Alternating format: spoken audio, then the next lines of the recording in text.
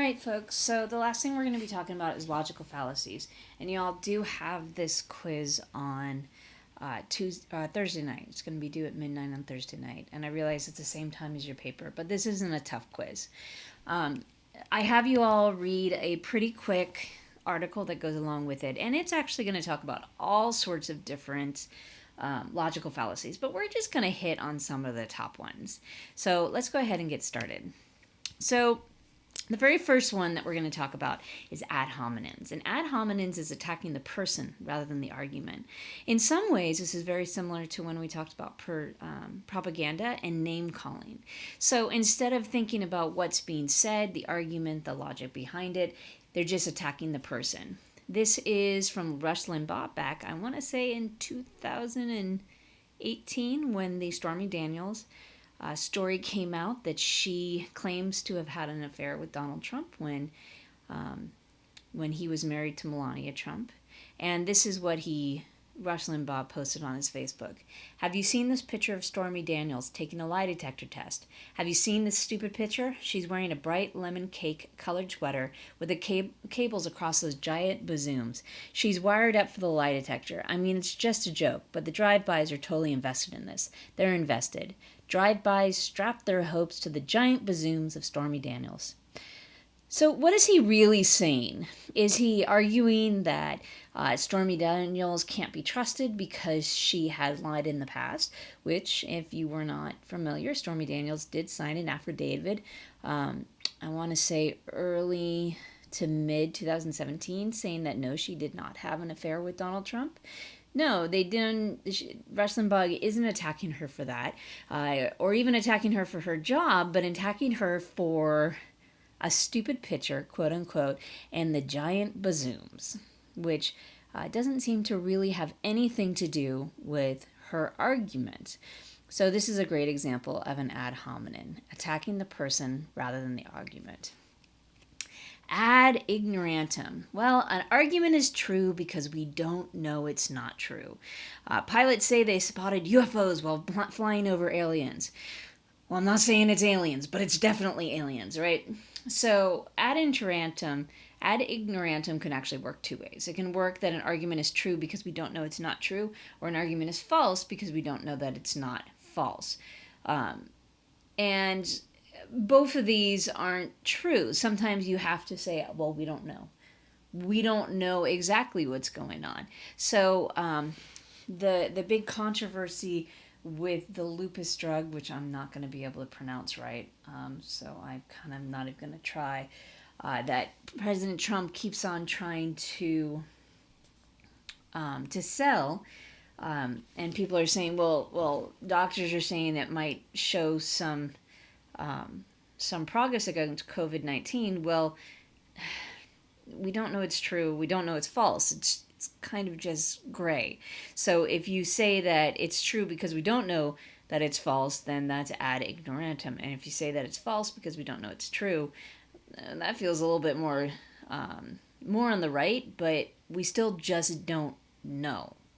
And it has to fall into that area, not to fall into ad ignorantum. Kind of hope that made sense. That was a little rambling. Argument from personal incredulity. So if I don't understand this, therefore it must not be true. So you see this a lot when we talk about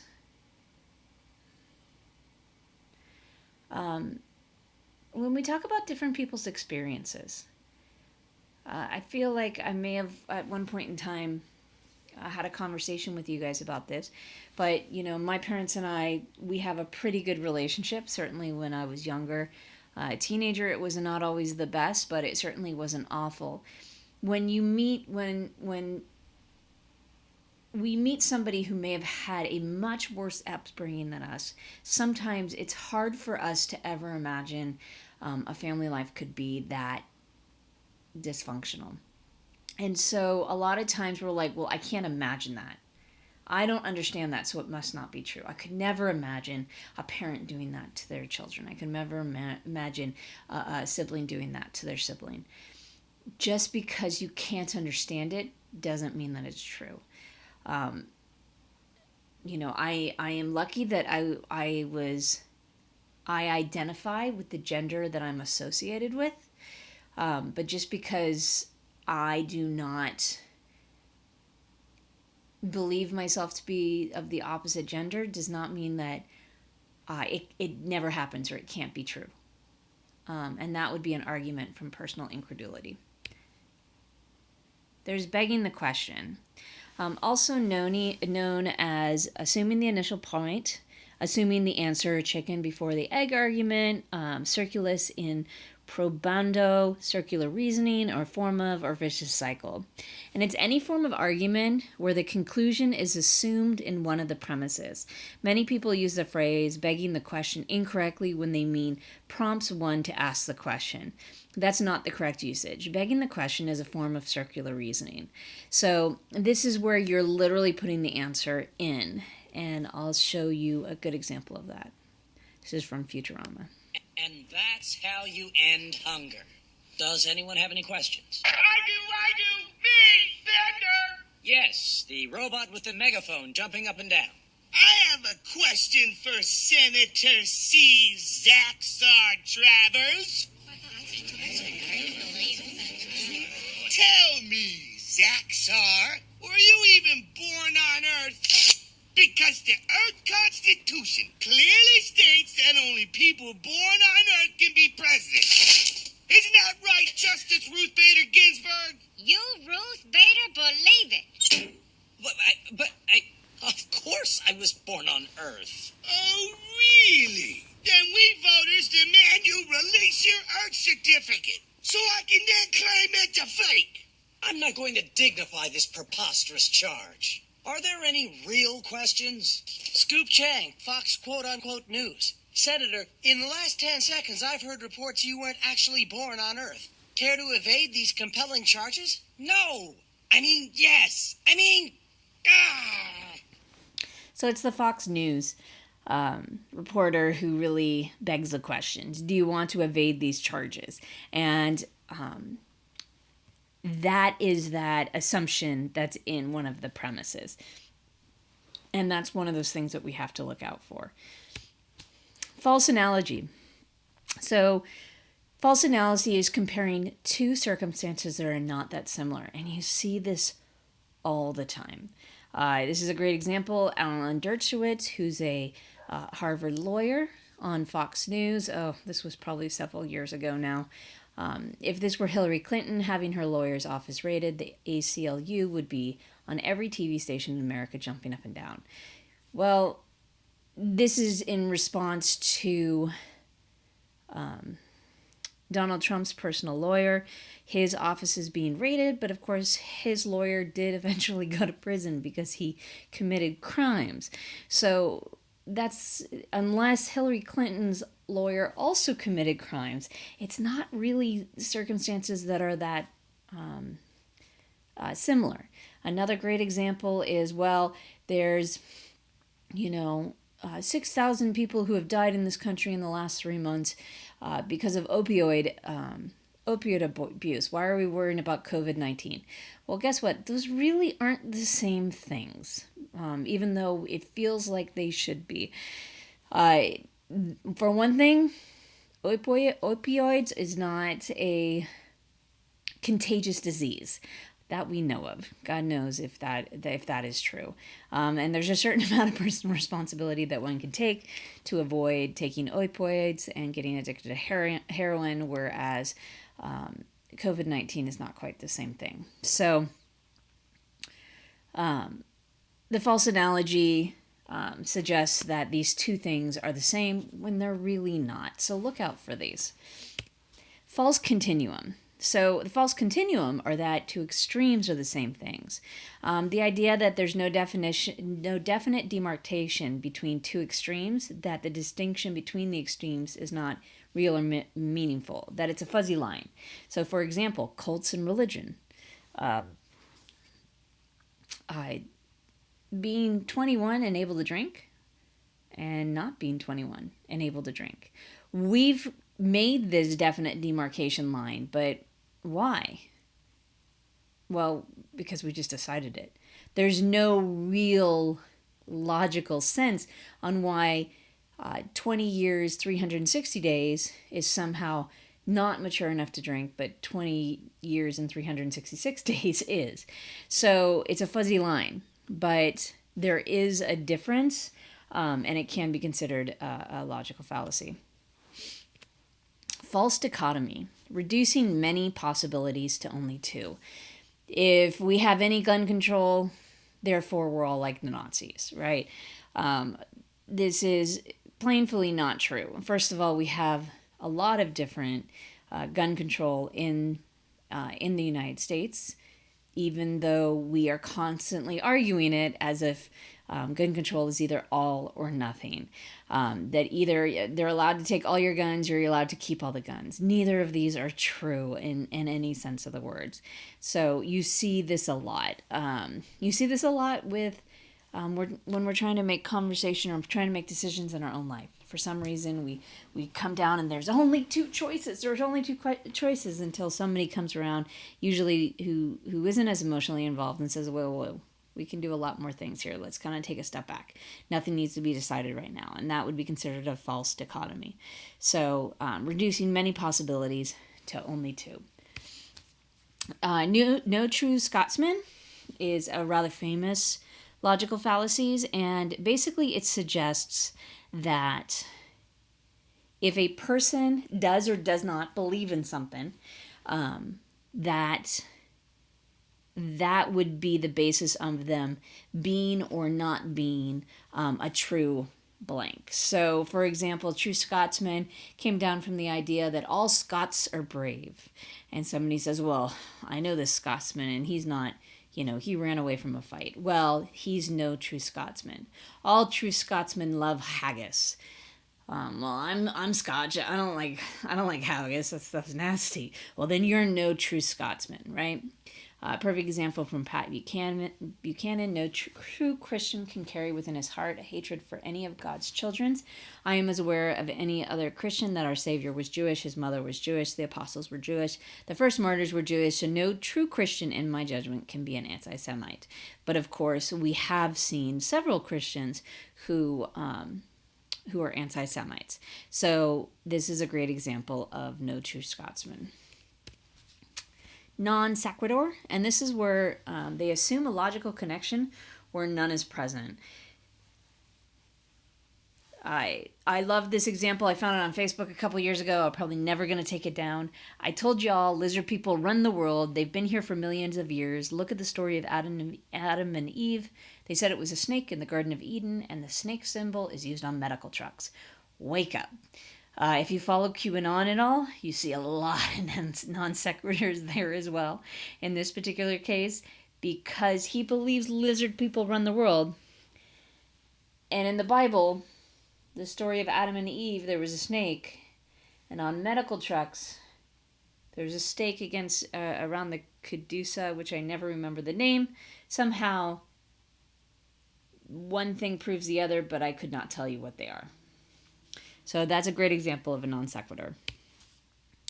Post hoc, ergo propter hoc. If A precedes B, A causes B.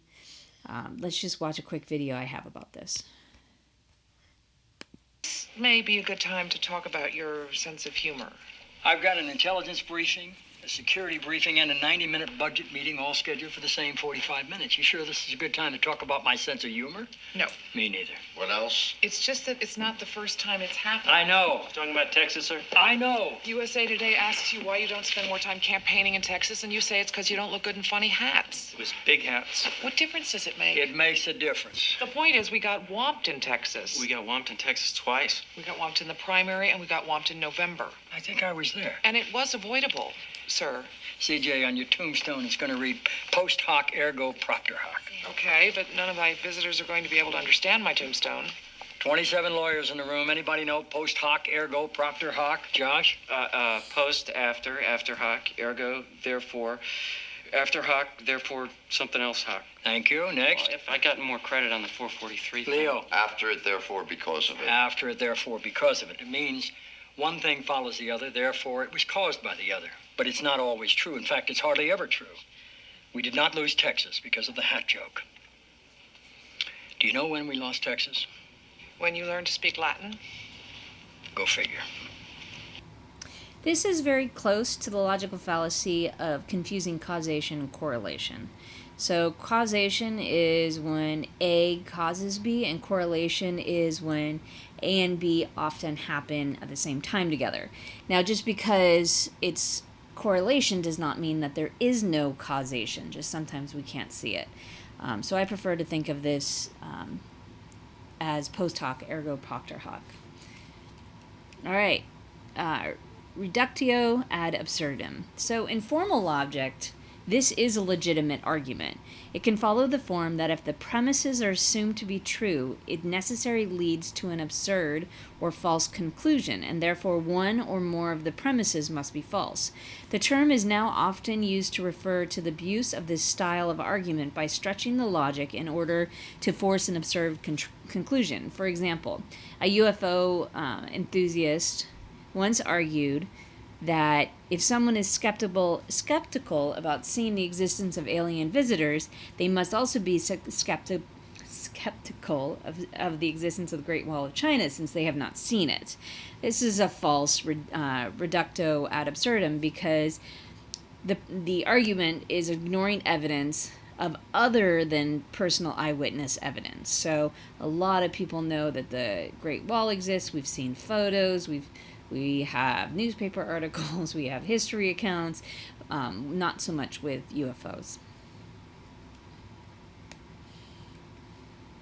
Okay, straw man. So this is a common form of argument and is an informal fallacy based on giving the impression of refuting an opponent's argument while actually refuting an argument that was not presented by the opponent.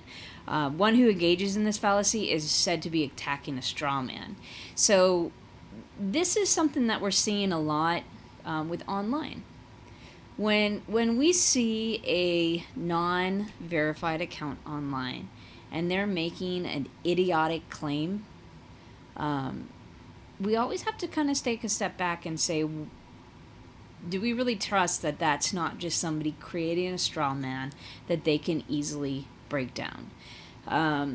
It's usually some sort of caricature of the person. I have a one that I usually tell in class about a professor and a Navy SEAL, and the professor, an atheist, says to his class, by the end of this class, you too will be atheists. And at the end of class, the professor stands up on a box and said, if God is real, come strike me down off this box. And if not, then you'll have to admit that God doesn't exist. Well, the Navy SEAL sitting in the audience, sitting in the classroom, after so long, just gets annoyed. He stands up and he knocks the professor off the box. And he says, God was too busy saving my Marine sailors, airmen, and soldiers overseas to knock you off, so he sent me instead.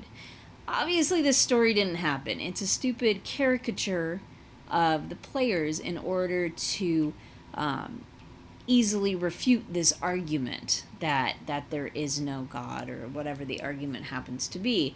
And it's a great example of a straw man. So when somebody's making the argument and you're like, yeah, nobody's making that frigging claim, it's usually because it's a straw man. The second to last one we're going over is the moving goalpost. So the moving goalpost is literally what it sounds, is that every time that maybe you bring up an example or good research that proves that disputes the opposition sides, they come back and they tell you, well, what about this? Or that's not good enough. This is probably, nothing is probably more like a moving goalpost than fake news. Well, here's an article from the Washington Post and from the New York Times saying blah, blah, blah, blah, blah. Yeah, well, those are fake news. That's a moving goalpost. Another great example of the moving goalpost is President Obama's birth certificate. President Obama's first supplied his birth certificate in 2008. And in 2008, people started saying that it was not his birth certificate. He was really from Kenya or wherever they said that he was from, and that it was a fake. It was known as his short-term or his short-form birth certificate.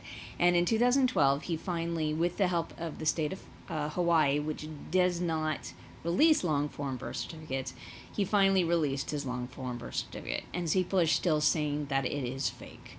And so that's a great example of a moving goalpost. Nothing is ever quite good enough. Finally, the last thing we have is tu quoque. And a great example of tu quoque, which is not, I think, the way you pronounce it. I think it's tu... we were not even going to pretend I know how to pronounce that. Is your little brother and little sister in the back seat, and your little brother hits your little sister, and she screams out, "Mom, he hit me!" And he says, "Yeah, she did it first." That doesn't actually make it okay. If the argument is that the person is allowed to lie because all politicians lie, that is a tu quoque. Sometimes it's known as whataboutism. But anytime that it's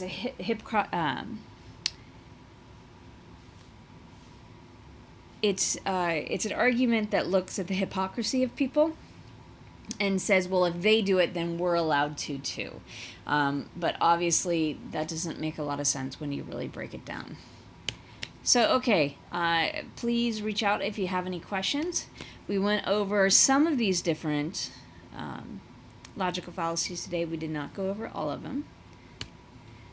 So for your workshop this week, I want you to construct an argument using a logical fallacy. Post in the discussion page your argument without mentioning the logical fallacies, and then respond to at least 3 other arguments and try to guess their logical fallacies. For example, we can't allow abortions to be legal because then everyone will get abortions and the human species will die off. I would say this is a pretty good example of a slippery slope. It's a ridiculous argument because obviously not everybody is going to get abortions. We're not all going to die off. So go find the logical fallacies argument on the discussion page, and it's going to be due tonight. Reach out if you have any questions.